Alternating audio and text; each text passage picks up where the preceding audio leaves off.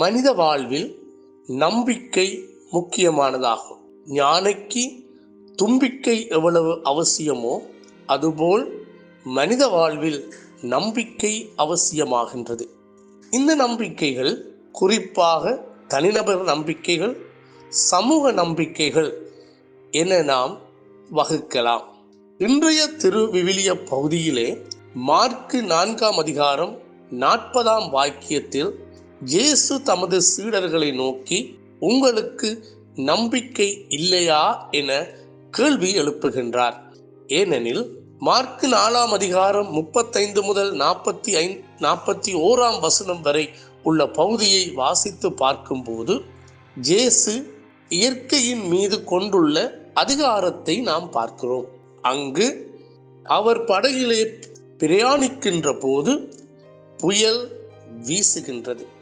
இதன் காரணமாக சீடர்கள் பயந்தார்கள். பல வழிகளில் கடல் ஆபத்தில் இருந்து காப்பாற்றிக் கொள்ள முற்பட்டார்கள். எனினும் அது வெற்றியளிக்கவில்லை. அப்பொழுதுதான் அவர்கள் உணர்ந்து கொள்ளுகிறார்கள், நம்பிக்கை அருளும் ஆண்டவர் தம்மோடு இருக்கிறார் என்பதை உணர்கின்றார்கள். அவருடைய உதவியை எதிர்பார்க்கின்றார்கள். இயேசு கடலையும் காற்றையும் அதட்டுகின்றார். அப்பொழுது அங்கு நம்பிக்கை பிறக்கின்றது.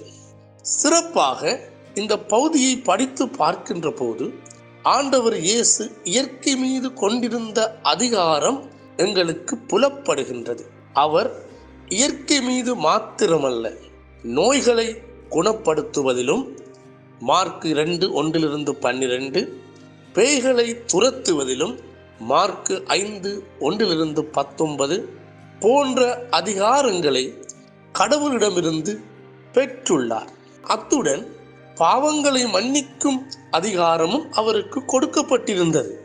எனவே எமது வாழ்நாட்களில் இப்பேற்பட்ட அதிகாரமுள்ள ஒருவரில் நம்பிக்கை வைக்காதபடி பல சூழல்கள் எங்களை குழப்பிக்கொண்டே இருக்கின்றன.